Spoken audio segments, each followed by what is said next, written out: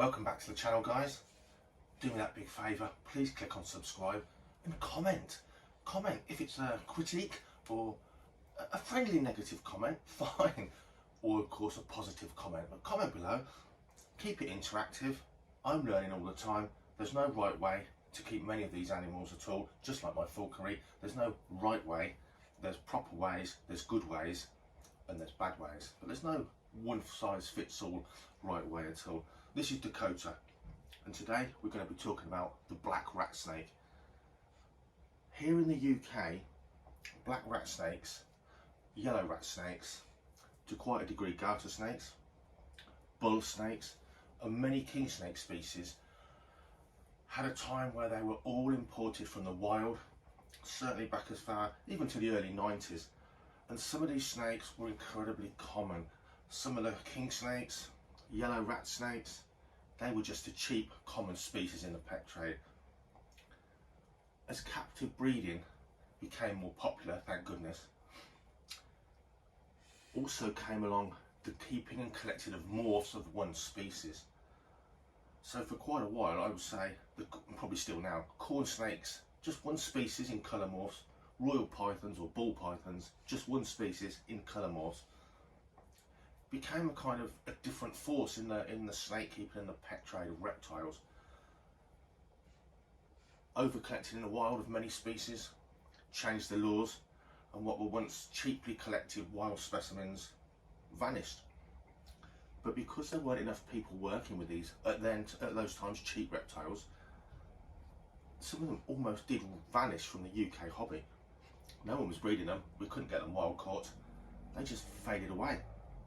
So the reason I keep black rat snakes and bull snakes and some of my king snakes is because they're actually at a low ebb here in the UK hobby, and we don't want to lose these species. Now, if you watch my channel, you know that colour morphs aren't really my thing.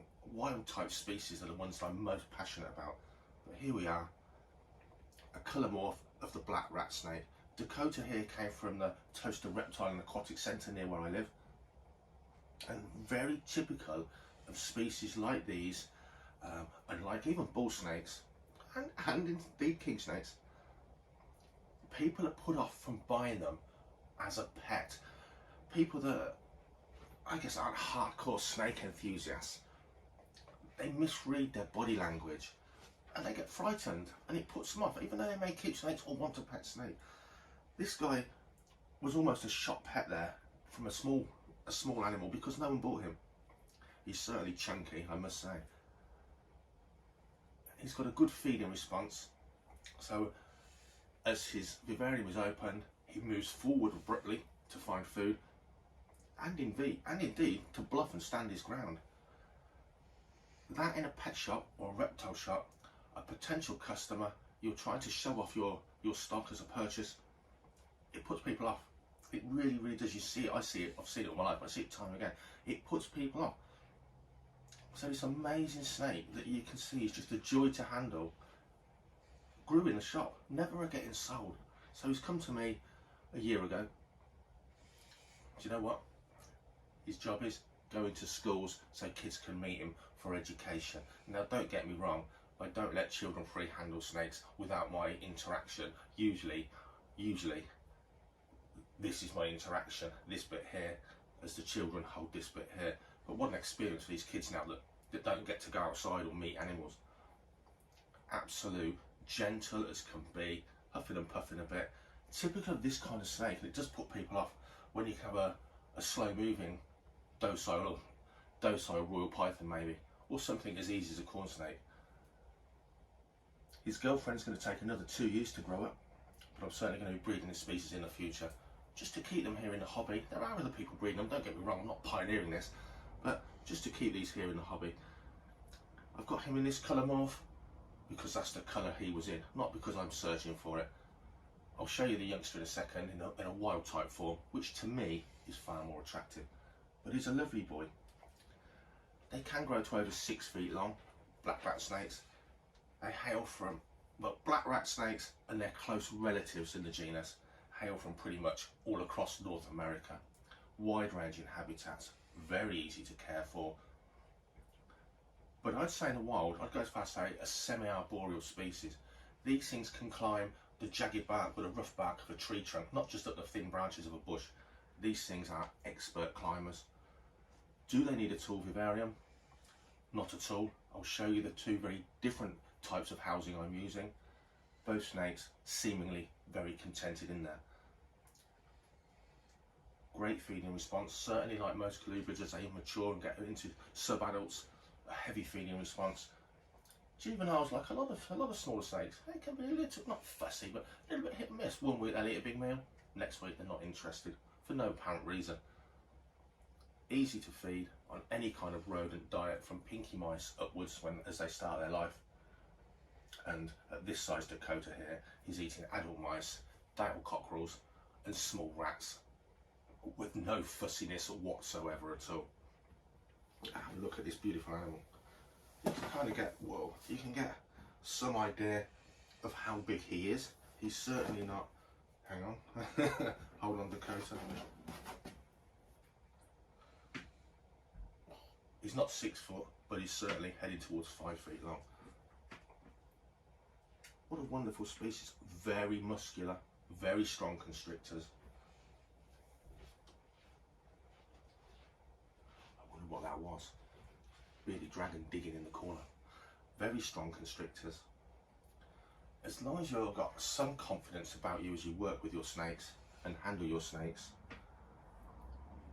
as always, confident handling, reaching, if the snake's standing its ground or a little bit defensive, reach around, pull it out by the middle of its body, it'll be transformed. And of course, if it's a baby, a hatchling, there's also a chance with any small hatchling colubrid, it's going to be feisty and striky. Everything eats you as a baby colubrid, everything. Frogs, other snakes, birds, lizards. You're on the menu of absolutely everyone. Of course they're feisty. Is a tiny hatchling black rat snake going to bother you? Of course it's not. Pick it up confidently, it'll soon calm down and be a wonderful species. But what I will say is, again, because of that nature of being eaten by everything, well, he's out about a lot of the time, super confident, great display animal, fantastic display animal. The younger animal spends most of its daylight hours hidden. Now, they're technically a diurnal snake, they come out in the day, but again, like many young, small baby diurnal snakes, most of the time the youngsters are out foraging during the hours of darkness, just as they do in the wild. Life's tough if you're a baby snake, but if you want a snake that's going to become a good display snake, a fantastic pet snake with much character, try and find yourself a captive bred black rat snake, because you're probably going to have a snake as a pet that none of your friends have got. I think it's fair to say right now. Would I choose it as my only snake if I could only keep one snake here? No, I wouldn't, because I've got a lot to choose from. But an inexpensive, beautiful, characterful pet snake, or a species to have in your colubrid collection if you like your colubrids of a decent size like I do. The black rat snake, put it on your list for sure. Let me show you his younger girlfriend.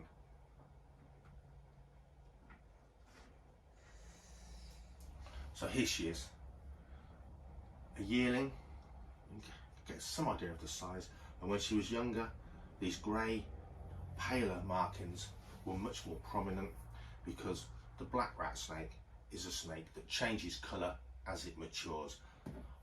Much more paler mottling, and as she grows up, she's going to darker and darken down, hence the name black rat snake.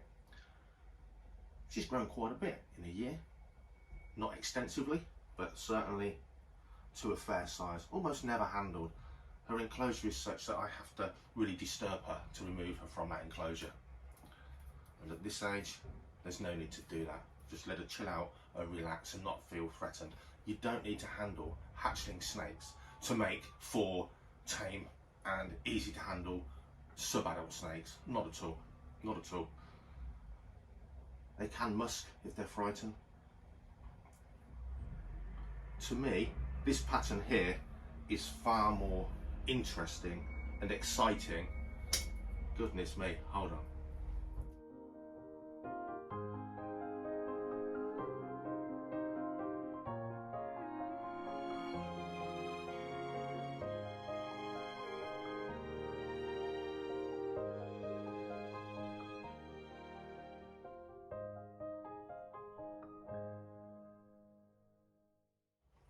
I prefer this colour pattern. It's just me, the wild type, the more natural colour pattern of snakes. It's always interested me more. You can see a snake that's honestly hardly been handled in a year is an inquisitive, relaxed, calm individual, because that's how she's being treated. They've got large eyes, black rat snakes, and they've got good vision, certainly attuned to seeing movement. Really, really interesting to look at and watch. Certainly as they're bigger and more active, they have a really unusual habit. Certainly if they feel a bit startled or threatened, instead of just remaining motionless in a typical smooth snake-like outline, they become a rigid sort of zigzag, almost like it's an animal that was frozen and you've shattered into pieces. Just a weird rigid zigzagness about them. Whether that's to help break up their snaky outline in the wild, who knows. So pinky mice, soon up to rat pups, and have a look at her head. To give you some idea, this snake now eats an adult mouse weekly. Again, easy to keep, wonderful to handle species. They do come in different colour morphs, much more than what you've seen, and if that's your thing, you won't be left out. People are working with various colour morphs and have done for quite some time of the black rat snake. It is a snake for everyone from the pet keeper to the colubrid keeper that's interested in breeding a variety of colubrids, to the morph breeder that wants to try new things. Look at this. I'm going to tell you that in a year I've handled this snake less than 10 times, way less. There's no need to be put off by the feistiness of a captive bred black rat snake. These are wonderful animals. I'm going to show you some of the enclosures. Let's have a look at her close up first.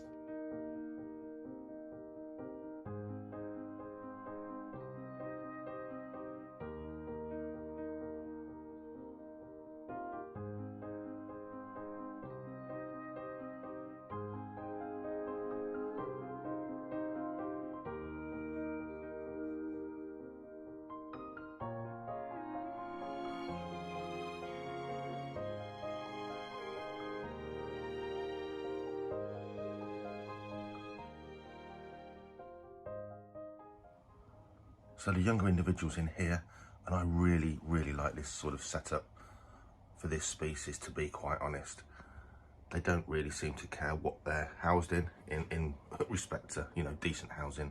They're not a fussy snake, they're not a demanding species, but a snake that's sort of adapted to woodland and broken countryside. I think this really suits them. They're really good climbers. They are. Oh, he's not in there. They're really sort of semi-arboreal in the wild, the sort of snake that can just climb up a rough tree trunk with ease. So lots of clutter in here. This is a small individual, remember. Hidey holes, hidey places low down, and he does spend a fair bit of time up here in his hollow log. Fake plants, easier for this lighting and so on and so forth. That's annoying. Flashing lights. Water bowl big enough to curl up in. Yeah, this one's in a tall room. By the way, anyone panicking, this is giving off just a small amount of heat. It's giving off enough light, and it's giving off a small amount of heat that this area here is warmer than anywhere else. Excuse the lights, it's picking up the fluorescent light flashing. Obviously, if you're using a heat source to give a good spot heat on a thermostat, that sort of heat source, cage it in, put a protector over it. In here, remember, the room itself is space heated, and that heat source there is just to raise to a little bit of a basking spot and to give me light. So don't be panicking that there's a huge amount of heat that the snake's going to wrap around in my enclosure and burn the individual. I'll show you the other one, a more typical setup. Hold on.